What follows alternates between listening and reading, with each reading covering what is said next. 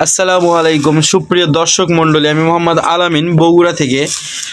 তো আপনাদেরকে আমি প্রতিনিয়ত কোয়েল পাখির বিভিন্ন ধরনের তথ্য দিয়ে থাকি। তারই ধারাবাহিকতায় আজকে আমি আপনাদেরকে জানাবো যে আমরা কোয়েল পাখির শীত নিয়ন্ত্রণের জন্য এই যে বাতিটা লাগাইছি, বাল্বটা লাগাইছি, এর ফলাফল এবং রেজাল্ট কেমন, এবং আমাদের কোয়েল পাখি এখন বর্তমানে কী অবস্থা, এবং কোয়েল পাখি পালনে আসলে লাভ হচ্ছে কি না লস হচ্ছে। কারণ তখন তো আবহাওয়া কন্ট্রোলে ছিল, তখন আমরা পাখিকে ভালোভাবে যত্ন করতে পারতাম। এখন যেহেতু শীতের সময়, অনেকের দেখবেন এই শীতের সময় ডিমটা অনেকাংশেই কমে যায়, অনেক কারণে অনেকাংশেই ডিমটা কমে যায়। তো এটার কারণ কি, ডিমটা কমে যাওয়ার কারণ কি, সেটাও আপনাদেরকে আজকে আমি বলবো। তো আপনারা দেখতে পাচ্ছেন আমাদের পাখি মোটামুটি, পাখির কোনো সমস্যা নাই, পাখিগুলো সুস্থ আছে আল্লাহর রহমতে, আর কোনো সমস্যা হচ্ছে না পাখির। এর আগে যে ধরনের সমস্যা হইলো পাখির, আপনার ডিম আটকে মারা গেল, তো আল্লাহর রহমতে আর একটা পাখিও আমাদের ডিম আটকায় মারা যায়নি। এবং এরপরে যে সমস্যা দেখা দিল সেটা হচ্ছে পাখির পা ফোলা বা গিরে ফোলা। তো আমরা গিরে ফোলা বা পা ফোলার জন্য যে ট্রিটমেন্টগুলো দেওয়া হয়েছে, এটা নেওয়ার পরে আর কোনো প্রবলেম বা সমস্যা হয়নি, পাও ফুলেনি, গিরাও ফুলেনি পাখিগুলোর। তো আমরা দেখতে পাচ্ছি পাখিগুলো ঝরঝরে আছে, কিন্তু আমাদের পাখিগুলোর ডিম একটু কম দিচ্ছে। তো ডিম কম দেওয়ার কারণ আমরা যেটা বের করছিলাম যে আমাদের খাবারটা বারবার চেঞ্জ করতেছি আমরা, এই চেঞ্জের ধকল একটা পড়েছে। আমরা কোনো কোম্পানির খাবারকে আমি খারাপ বলছি না, সব কোম্পানির খাবারই সব থেকে ভালো, সব দিক থেকেই ভালো, ঠিক আছে। কিন্তু আমাদের কাছে আমরা করতেছি কি, বিভিন্ন ধরনের খাবার মিক্স করে চেঞ্জ করে আমরা দেখতেছি আসলে কোয়েল পাখির জন্য কোনটা ভালো রেজাল্ট দেয়, সেটা দেখার জন্য আমরা বারবার খাবারটা চেঞ্জ করতেছি। তো এটা আমি কোনো কোম্পানির প্রমোটও করতেছি না, কোনো কোম্পানির দুর্নামও করতেছি না ভাই, এটা শুধু আমাদের নিজেদের অ্যানালাইসিস, নিজেদের পরীক্ষা। আপনারা এটা অন্যভাবে কখনোই নেবেন না। তো আপনারা জানেন বিগত কয়েকদিন হচ্ছে আমাদের কোয়েল পাখিগুলো একটু ডিমগুলো কম দিচ্ছে বলতে খুবই কম, প্রায় 21% ডিম নেমে গেছিলো। তো এখনও ব্যাকআপ করতে করতে মোটামুটি ভালো একটা পার্সেন্টের ডিম আসছে। আজকে দেখাবো কতগুলো ডিম পারছে 2 দিনের মধ্যে। তা আপনারা জানেন আমরা কোয়েল লেয়ার নামে যে খাবারটা নিয়ে আসছিলাম, এটা আসলে কোয়েল পাখির জন্যই তৈরি, এটা হয়তো বা ভালো রেজাল্ট দেয়। কিন্তু আমরা অল্প কিছুদিন খাওয়ানোর পরে তার সাথে একটা জিনিস করছিলাম কি, এই লাইটটা আমরা কয়েকদিন হলে সারা রাত জ্বলে রাখছিলাম ঘরটা গরম রাখার জন্য, কিন্তু এটাও আমাদের একটা ভুল ডিসিশন ছিল।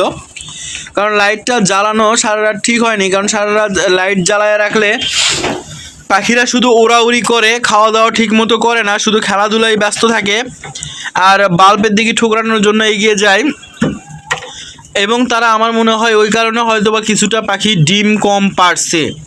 প্লাস হচ্ছে খাবারটা আমরা চেঞ্জ করছি, তাদের একটা প্রতিদিনের যে রুটিন থাকে, সেই রুটিন মাফিক তারা খাবার পাচ্ছে না, সে কারণেও পাখিটার ডিম কমে যেতে পারে। তো আজকে মনে হয় একটু আগের থেকে ডিমটা একটু বাড়ছে, তো আপনাদেরকে দেখাবো গণনা করে যে আজকে আপনাদেরকে আমি জানাবো ইনশাল্লাহ এই ভিডিওর মাধ্যমে। আর একটা কথা বলি, আমাদের এই শীতের সময় পাখিগুলোকে অবশ্যই আপনি বাল্ব জ্বালাবেন এবং চতুর্পাশে আপনারা কাপড় বা পলিথিন দিয়ে ঢেকে দেবেন, যেন কোনো প্রকারের ঠান্ডা বাতাস বা আলো, ঠান্ডা বাতাস ঢুকতে না পারে। যদি ঠান্ডা বাতাস পাখিগুলোকে অ্যাটাক করে, তাহলে সেক্ষেত্রে পাখির ঠান্ডা রোগ হবে, আর ঠান্ডা রোগ হলে পাখিগুলো বাঁচানো খুব কঠিন হয়ে যাবে। আমাদের পাখিগুলো দেখতে পাচ্ছেন মাশাআল্লাহ, পাখিগুলোর কোনো সমস্যা নাই, ঠান্ডা এক ফোঁটো ঠান্ডা তাদের নাই, কারণ তাদের ঘর সবসময় উষ্ণ রাখার চেষ্টা করি। কিন্তু শীতের সময় আরেকটা জিনিস দেখতে পাবেন যে এই পাখাগুলো, যে পালকগুলো আছে, এগুলো বেশিরভাগ ক্ষেত্রে ডিমের পাখির বেশি অংশে ঝরে যায় এবং এরা ঠোকরাঠুকরির একটু প্রবণতাটা বেশি করে। আর একটা যেটা সমস্যা, ঠান্ডা লাগলে আপনার পাখির পায়খানার সমস্যাটা দেখতে পারবেন। শীতের সময় অনেক সময় দেখা যায় পাখি পায়খানা রোগে আক্রান্ত হয়, ঠান্ডা হলে বিভিন্ন ধরনের পায়খানা হয়, রক্ত পায়খানা, সবুজ পায়খানা, সাদা পায়খানা হতে পারে। এগুলো পায়খানা হলে তখন তার ব্যবস্থা নিতে হবে। তো পায়খানার জন্য বিভিন্ন ঔষধ আছে, সেগুলো আপনারা ব্যবহার করবেন পরামর্শ নিয়ে। আর আপনার পায়খানার জন্য ডক্সিএবেট ব্যবহার করতে পারেন, সেট 3 ব্যবহার করতে পারেন, যেটা আমরা ঠান্ডার জন্য ইউজ করে থাকি। সেটা ব্যবহার করলেও মোটামুটি ভালো একটা রেজাল্ট পাওয়া যায়। আর আমাদের এই কোয়েল পাখি পরীক্ষামূলকভাবে খামার করার সময় আমরা পাখি নিছিলাম প্রায় 150 পিসের মতো। বাছাই করে মহিলাগুলো রেখে পুরুষগুলো বিক্রি করে দেওয়ার পরে এখন পাখি ছিল প্রায় 102টার মতো। তারপরে আপনারা জানেন যে আমাদের কয়েকটা পাখি ডিম আটকে আটকে মারা গেছে এবং কয়েকটা পাখি পা ফোলা রোগ হয়ে মারা গেছে। তো এখন প্রায় আমাদের পাখি টিকে আছে 95 থেকে 96 পিসের মতো। তো আমরা 95 থেকে 96 পিস পাখিতে কতগুলো ডিম পাচ্ছি সব কিছুই বিস্তারিত আজকে আপনাদেরকে আমি দেখাবো। এবং অবশ্যই শীতের সময় আপনি ভালো প্রোডাকশন পেতে হলে খাবার মেনুটা ঠিক রাখতে হবে। আমাদের সাথে তুলনা করলে হবে না, কারণ আমরা তো পরীক্ষামূলকভাবে খামার করছি। আমরা বারবার খাবার চেঞ্জ করব, ওষুধ চেঞ্জ করব, বিভিন্ন কিছু চেঞ্জ করে তাদের উপর অ্যানালাইসিস চালাবো যে কোনটা করলে ভবিষ্যতে আমরা ভালো করতে পারবো। এটার জন্য আপনারা যেটা সঠিক সেভাবে আপনারা কাজ করে যাবেন। তাদের খাবার রুটিনটা ঠিক রাখবেন, তাদের মেডিসিন রুটিনটা ঠিক রাখবেন, এরি দিবেন, অ্যামাইনোভেট দিবেন, ইত্যাদি ইত্যাদি দিবেন, ইসেল দিবেন, এগুলো আপনি দিবেন, অবশ্যই ভালো একটা রেজাল্ট পাবেন।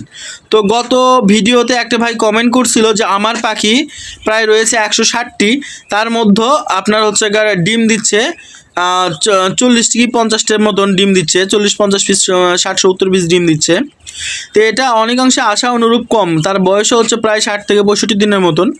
তো সে বলল তার পাখিগুলোকে শুধু খাওয়ায় লেয়ার 1।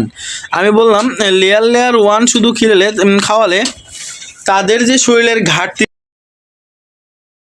সাপ্লাই করতে পারে না। এর সাথে আপনি ব্রয়লার স্টেটার এবং সোনালি স্টেটার মিক্স করে খাওয়াবেন।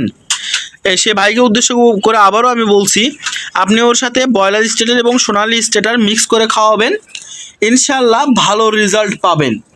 আরেকটা কথা, আপনারা কোয়েল লেয়ার 1 যে ভাইরা খাওয়ান অবশ্যই আমাদেরকে রেজাল্ট সম্পর্কে আমার কমেন্টে জানাবেন অথবা আমার সাথে যোগাযোগ করবেন, কারণ আমরা অল্প কিছুদিন দেওয়াতে অনেক কিছু মানে কম বেশি হয়ে গেছে ডিমের।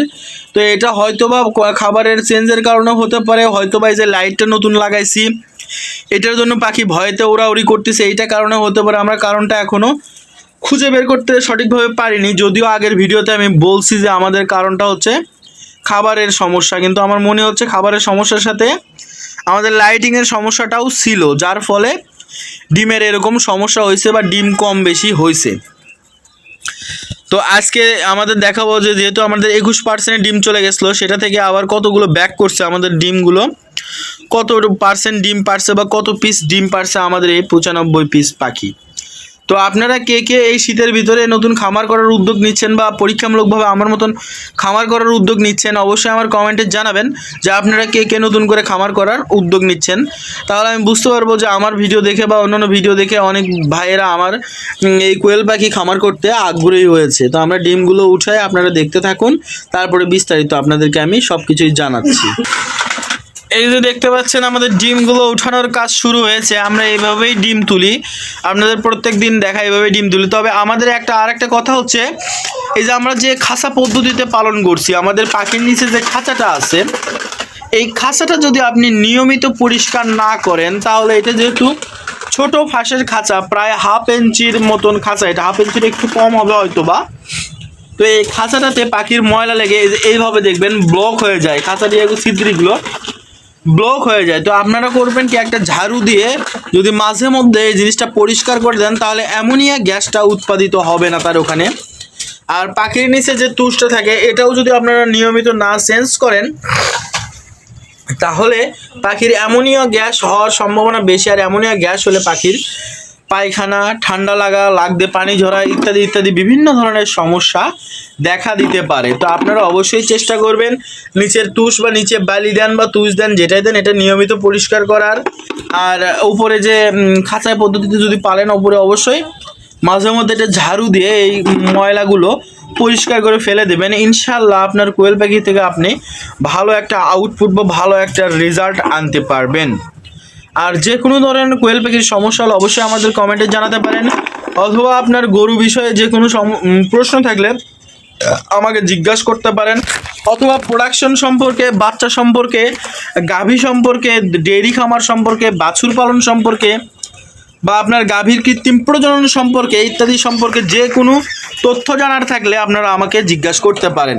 এই যে দেখলেন আমাদের ডিম ওঠানো শেষ, পাখিগুলোকে এবার খাবার দেওয়া হচ্ছে। তো এরা যখন খাবার দেয় আমরা, তখন এরা খুবই ক্ষুধার্ত থাকে, একেবারে অবস্থা খারাপ। দেখুন কি অবস্থা করে, দেখুন একবার একবার দেখুন কি অবস্থা করে, এদেরকে কোনোভাবেই খাবারের পটটা ভিতরে রাখা যাচ্ছে না, তারা অলরেডি খাবারের পটের দিকে তাক করে রয়েছে। খাবারটা দিলেই তারা তলে পড়তেছে বা উপরে পড়তেছে। তো এটা একটা ভালো লাগার বিষয়, ডিম উঠানোর সময় তো এটাও একটা ভালো লাগার বিষয়। দেখুন কি অবস্থা, দেখুন একবার অবস্থাটা দেখুন, একটার উপরে একটা মনে হয় একটা পিলার, একটা প্রায় একটা পিরামিডের মতন হয়ে গেছে তারা। তো আজকে আমরা ডিম পেলাম 21 পিসের নামে আসছিল, সেখান থেকে আজকে ডিম পেলাম প্রায় আমরা 40-42 পিসের মতন ডিম পেলাম আজকে। তো একটু বাড়ছে আর কি, খাবারটাও চেঞ্জ করছে, আলোটাও রাত করে আমরা ঘুরে দিই, অর্থাৎ আপনার আলোটা নিয়ন্ত্রণ করি, টাইম অনুযায়ী আলোটা দিয়ে আবার বন্ধ করি। হয়তো বা কী কারণে বাড়ছে না বাড়ছে এটা আরও কিছুদিন গেলে আপনাদের বিস্তারিত জানাতে পারবো, যে আসলে আমাদের খাবারটা কী কারণে কমে গেছিলো, খাবারটা দেওয়ার কারণে কমে গেছিলো না বাতির জন্য কমে গেছিলো, কী কারণে আমাদের কোয়েল পাখির প্রোডাকশনটা কমে গেছিলো, এটা আরও কয়েকদিন অ্যানালাইসিস করার পরে আমরা আপনাদেরকে জানাতে পারবো শিওর যে এটা এই সমস্যার জন্য এটা আমাদের ডিমটা কমে গেছিলো। তো সবাই ভালো থাকবেন, সুস্থ থাকবেন, আজকের মতো এ পর্যন্তই। আসসালামু আলাইকুম ওয়া রাহমাতুল্লাহি ওয়া বারাকাতুহু।